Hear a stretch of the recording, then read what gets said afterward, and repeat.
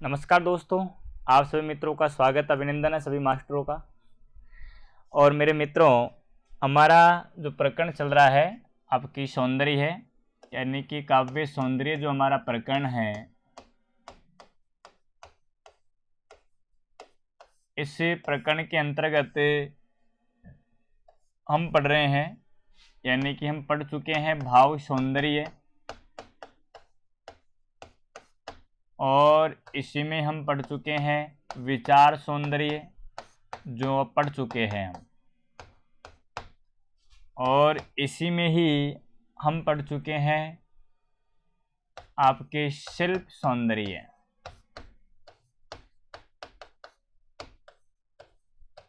ये देखिए, और आगे चलकर पढ़ेंगे हम जीवन दृष्टि, और अब हम पढ़ने जा रहे हैं आपके ध्वनि सौंदर्य, यानी कि नाद सौंदर्य जिसे आप कहोगे, नाद सौंदर्य। आज हमारा जो लेखन का विषय है पढ़ने का, वो है मित्रों नाद सौंदर्य। नाद क्या है ये देखिए, नाद का मतलब है ध्वनि।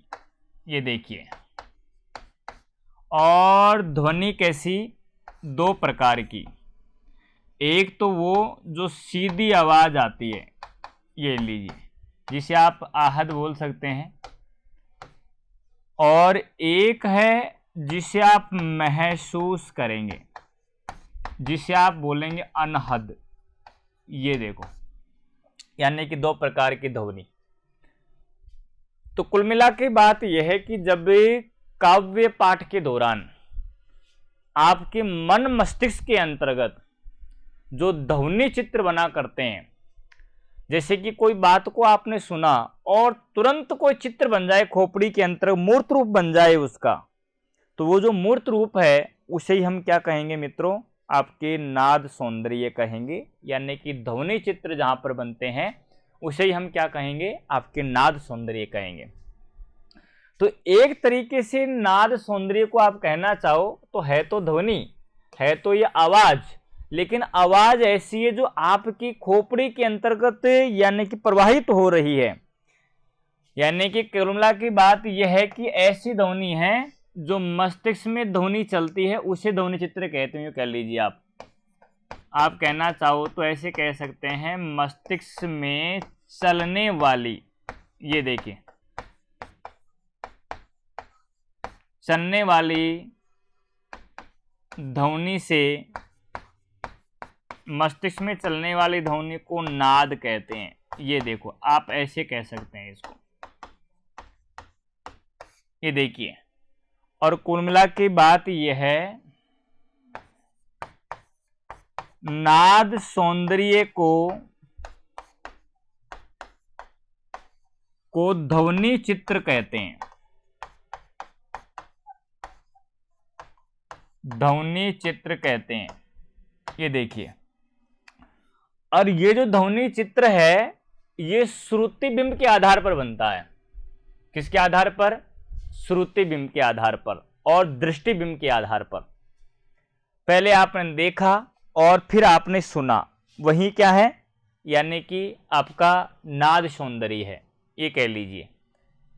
इसके अंतर्गत कोई ध्वनि आप सुनते हो और ध्वनि के सुनते ही आपके मन में तरंगे पैदा होती है, और उन तरंगों के फलस्वरूप कोई न कोई आकृति आपके दिमाग में स्थापित हो जाती है। जो आकृति आपकी खोपड़ी में बनती है ना, जो ध्वनि चित्र आपकी खोपड़ी में बना है, वही आपका नाद सौंदर्य है। जैसे मैंने घंटी बजाई, टन टन टन टन टन टन, अब आपकी आवाज आई खोपड़ी में, आप सोच रहे हैं, चित्र बन रहे हैं, अरे स्कूल का टाइम याद आ गया, वो 9 बजे रेस्ट होने वाली है, छुट्टी होने वाली है, टन टन टन टन, अपने आप ध्वनि चित्र बन रहे हैं। आपके गाय के रंभाने की आवाज सुनकर आपके गाय का चित्र आपकी खोपड़ी में बन जाए। तो ये जो ध्वनि चित्र स्थापित होते हैं ना, इसी को हम क्या कहते हैं मित्रों, आपके नाद सौंदर्य कहते हैं। सही बात तो यही है, जो मस्तिष्क में स्थापित होते हैं इनको ही क्या कहते हैं, आपके नाद सौंदर्य कहते हैं। कुल मिला के बात यह है कि कविता में कविता में वर्णों, शब्दों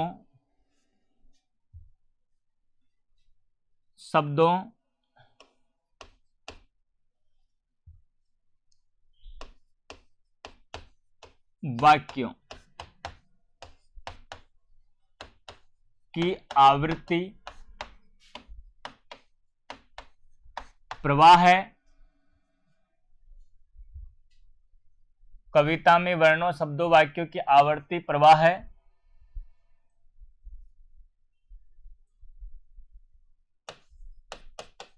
का प्रयोग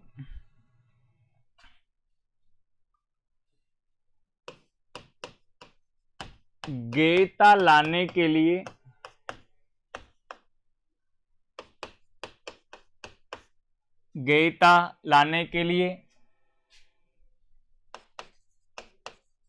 किया जाता है।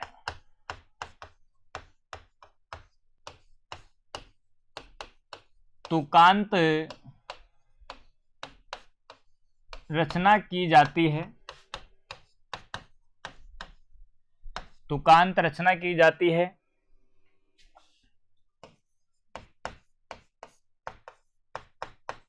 यति गति का अनुसरण किया जाता है।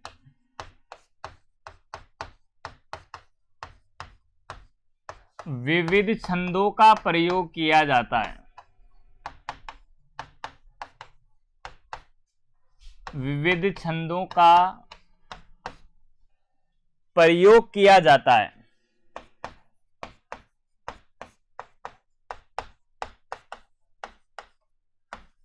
उसे नाद सौंदर्य कहते हैं।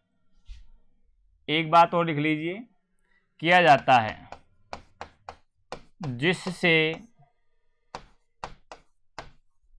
पाठक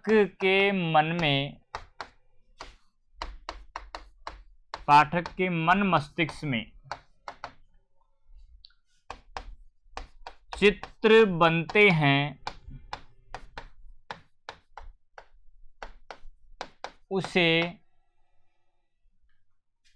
उसे नाद सौंदर्य कहते हैं।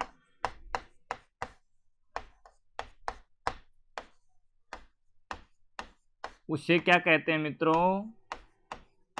नाद सौंदर्य कहते हैं।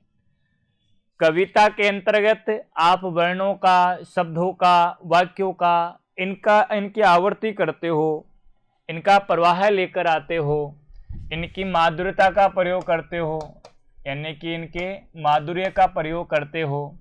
और ये सब करते हैं आप गेयता लाने के लिए। किसके लाने के लिए? यानी कि कविता में वर्णों, शब्दों और वाक्यों की आवृत्ति, प्रवाह और माधुर्य का प्रयोग गेयता लाने के लिए किया जाता है। सही बात है।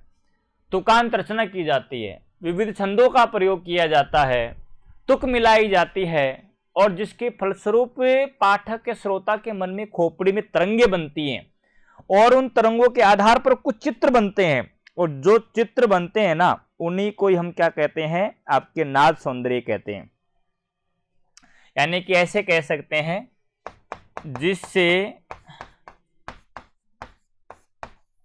जिससे कविता का ध्वन्यात्मक रूप बनता है, उसे नाद सौंदर्य कहते हैं। उसे क्या कहते हैं मित्रों? नाद सौंदर्य कहते हैं। ये देखिएगा, कविता के ध्वन्यात्मक रूप जो बनता है पाठक या बालक के मन मस्तिष्क के अंतर्गत, उसे ही हम क्या कहेंगे? आपके नाद सौंदर्य कहेंगे। और ये नाद सौंदर्य की विशेष रूप से यही बात है। कुल मिला के बात है, ये आपके बनते हैं किससे हैं? छंदों की विशेष महत्व है। तो यानी कि कविता में छंदों का विशेष महत्व है। कविता में छंदों का विशेष महत्व है। जिससे नाद सौंदर्य की, जिससे नाद सौंदर्य की सृष्टि होती है। ये देखो किससे होती है?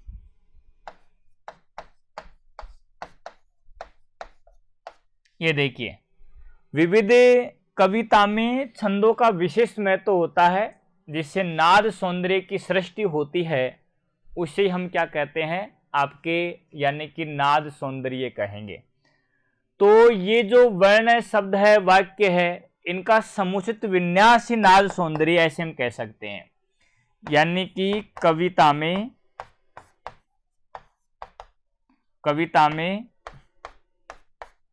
वर्ण शब्द वाक्य का समुचित विन्यास ही नाद सौंदर्य है,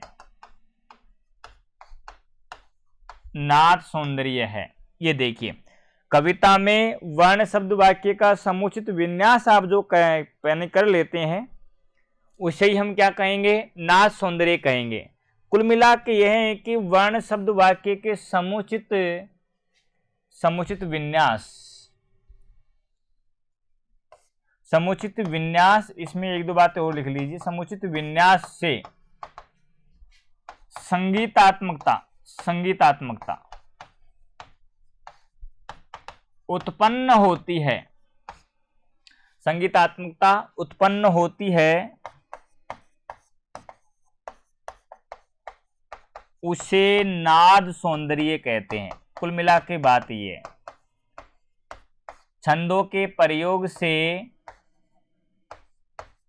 जो संगीतात्मकता आती है, आपके मन मस्तिष्क में तरंगे बनती है, चित्र स्थापित होते हैं, उसे हम क्या कहेंगे मित्रों? आपके नाद सौंदर्य कहेंगे।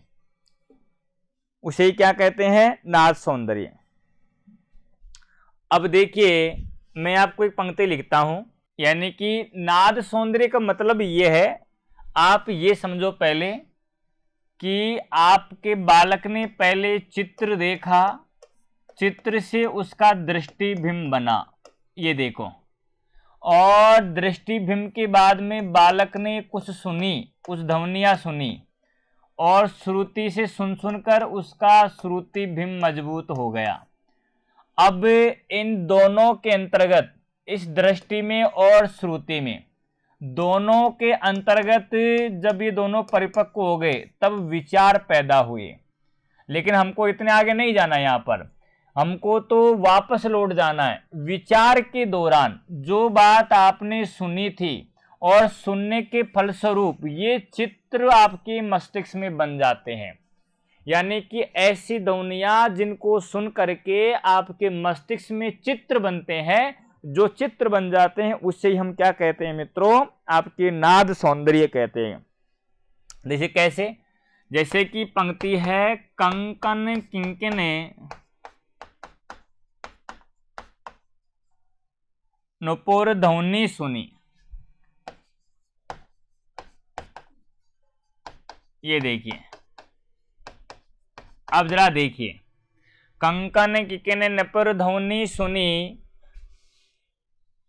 यानी कि इस पंक्ति के आधार पर देखो, क्या आपके मस्तिष्क में आपके चित्र बन रहे हैं? कंकन किकिन नपुर ध्वनि सुनी, जैसे आपने कहा कंकन किकिन, जैसे निकल कर आया तो ऐसा लगा कि जैसे नुपुर बजे हैं।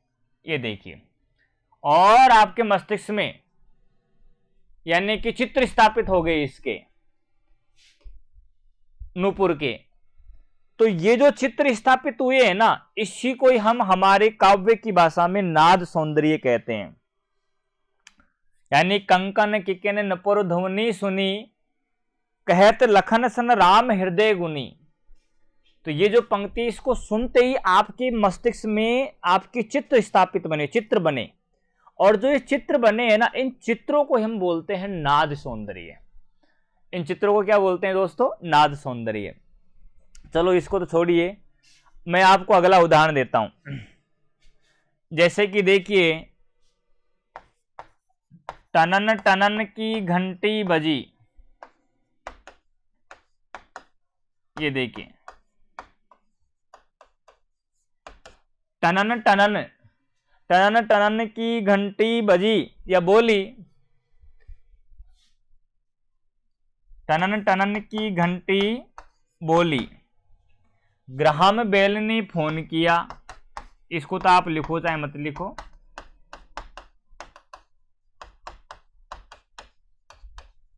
ये देखिए, टनन टनन की घंटी बोली, ग्राहम बेल ने फोन किया, या फिर ग्राहम बेल ने ध्यान दिया। मैकमिलन ने साइकिल चलाकर काम बड़ा आसान किया। मैकमिलन ने साइकिल चलाकर काम बड़ा आसान किया। और साइकिल की घंटी की आवाज जो आपके लगा टनन टनन टनन टनन टनन, ऐसी साइकिल की दौड़ने की आवाज आ जाए। तो देखिए, टन टनन की घंटी बोली, ग्राहम बेल ने ध्यान किया, ध्यान किया। तो ये फोन का आविष्कार उन्होंने किया ही है। तो जैसे टनन टनन की घंटी की आवाज आपकी खोपड़ी में जाती है, तो आपके मस्तिष्क में इस फोन का छाया चित्र उभरता है। फोन का क्या उभरता है? ये छाया चित्र बनता है। ये छाया चित्र जो बन जाता है ना फोन का, इसी को हम क्या कहते हैं मित्रों? आपके नाद सौंदर्य कहते हैं। ये ध्यान रखिए, क्या कहते हैं इसको? नाद सौंदर्य कहते हैं। आप समझ गए होंगे। यानी कि किसी भी ध्वनि को सुनकर, जैसे कि शाम को आपके, यानी कि शाम गोधूली बेला के समय गायों का झुंड आपके वन में आपके घास खाकर चर करके आपके घरों की तरफ आ रहा था। गले में गले से ध्वनियां प्रकट हो रही, टनन टनन टनन टनन टनन टनन। तो आप सोच रहे किसकी आवाज आ रही है? तो आपके ध्वनि चित्र बन गए कि हमारी किसकी आवाज आ रही है? यानी कि घंटियों की आवाज आती है। यानी कि कुल मिला के ये है काव्य में ध्वनि चित्रों से, ध्वनि चित्र से ध्वन्यात्मक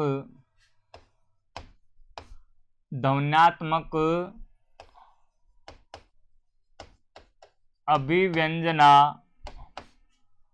प्रकट होती है। ये देखिए,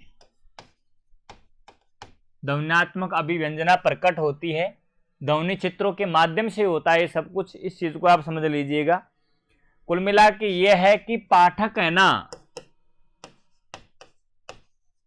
पाठक नाद सौंदर्य के माध्यम से अव्यक्त बातचीत या फिर भाव, अव्यक्त भाव बातचीत या भाव को मूर्त रूप देते हैं, मूर्त रूप देते हैं। ये देखिए, तो पाठक जैसे कोई ध्वनि सुनता है, अब है तो वो अव्यक्त भाव आपके सामने थोड़ी है, लेकिन उसको सोचते ही आपके मन मस्तिष्क में मूर्त रूप उस चीज का आ जाता है, जो चित्र बन जाता। मैंने कहा गाय, गाय के कहते हैं आपके चित्र खोपड़ी में आ गया, जो दृष्टिबिंब बना वही क्या है? आपका यानी कि नाद सौंदर्य है। रंभाने की आवाज से आपको गाय की आवाज याद आ जाए, मिमियाने से बकरी और आपके यानी कि भेड़ दिखाई दे जाए, चिंगारने से हाथी दिखाई दे जाए उस ध्वनि से, फड़फड़ाने से पर्दे के चित्र बन जाए, यही क्या है? आपका नाद सौंदर्य है। यही क्या है? नाद सौंदर्य है। देखो, ये आप ऐसे कह सकते हो, खड़क खड़क कर रही खिड़कियां, कर रही खिड़कियां। ये देखिए, खड़क खड़क कर रही खिड़कियां। तो खड़क खड़क से आपके चित्र बना इनका। ये देखो, सीधा सा दिखाई दे रहा है, खड़क खड़क कर रही खिड़कियां। ये देखिए, और ये कह लीजिए चर्रक चू, चर्रक चू। ये देखिए, चर्रक चू, फिर चर्रक चू। ये देखिए, करती गाड़ी आई। अब आपके मस्तिष्क में किसका चित्र बन गया? गाड़ी का। ये जो चित्र बना, इसी को क्या कहेंगे? नाद सौंदर्य कहेंगे। चर्रक चू, चर्रक चू, चर्रक चू। जैसे कि देखिए, छुक छुक करती ट्रेन चली, छुक छुक छुक छुक छुक छुक छुक करती, ये देखिए अब छुक छुक छुक छुक करती, इससे आपके चित्र बन गया रेलगाड़ी का। ये जो चित्र बना इसी को क्या कहेंगे मित्रों, आपके नाद सौंदर्य कहेंगे। क्या कहेंगे? ये देखिए, जैसे बादल को देखकर, बादल को देखकर, बादल को देखकर वन में पीऊं पीऊं, वन में पीऊं पीऊं की ध्वनि गूंजने लगी। तो पीऊं पीऊं कहते ही आपके मस्तिष्क में किसका चित्र अंकित हो गया? मोर का। किसका चित्र अंकित हो गया? मोर का। अब ये जो चित्र बना इसी को ही हम क्या कहेंगे मित्रों? आपके ध्वनि चित्र यानी कि नाद सौंदर्य। ये देखिए, झिलमिल झिलमिले, झिलमिले झिलमिले तारे, ये देखिए आप लिखो ही मत होता है तारों को। झिलमिल झिलमिले, अपने आप तारों का चित्र अंकित हो रहा है, इसी को ही कहेंगे नाद सौंदर्य। इसी को क्या कहेंगे मित्रों? नाद सौंदर्य कहेंगे। ऐसे देखिए, खगकुल सा बोल रहा, किसले का अंचल डोल रहा, खगकुल कुल सा बोल रहा, किसले का अंचल डोल रहा। खगकुल तो अपने आप चित्र बन रहे हैं, ये देखो अपने आप क्या है? चित्र बन रहे हैं। ये देखिए, घन घमंड नभ गरजत घोरा, घन घमंड तो देखिए गरजत घोरा, गरजत गर्जना, गर्जना के सुनते ही चित्र बन गया कि यार ये तो बादल के जैसी आवाज आ रही है। तो जो चित्र बना उसी को हम क्या कहेंगे दोस्तों? नाद सौंदर्य कहेंगे। क्या कहेंगे? नाद सौंदर्य कहेंगे। घनन घनन बजे उठी गरज तत्क्षण रणबेरी, घनन घनन घनन घनन, ये देखिए अपने आप चित्र बन रहे हैं। अपने आप जो चित्र बन रहे हैं कि जो आवाज आ रही है आपके रणभेरी की है, उसे क्या कहेंगे? यानी कि नाद सौंदर्य कहेंगे। बाजे की आवाज सुनकर शादी की बातें याद आ जाए, तो ये सब क्या है? नाद सौंदर्य है। तो इसमें से भी आपका एक सवाल बनने का यानी कि पूरा पूरा आपके चांस है। तो मेरे प्यारे दोस्तों, मुझे उम्मीद है कि ये बात आप सभी दोस्तों के समझ में तो आ ही गई होगी। बिल्कुल सरल है, इतना कठिन कुछ नहीं है। और मैं तो कहता हूँ कि भाषा सेकंड आपने चुनी है तो सबसे अच्छा काम किया है। ध्यान रखिए, थोड़ा सा ये है कि बार हम पंक्तियों देखकर थोड़े से क्लाचुक जरूर हो जाते हैं, और वो गलतियां सबसे होती है, वो आपसे भी हो सकती है, मुझसे भी हो सकती है। तो मेरे प्यारे दोस्तों, अगले क्लास में मिलेंगे आपका अंतिम बिंदु लेकर जीवन दृष्टि। धन्यवाद।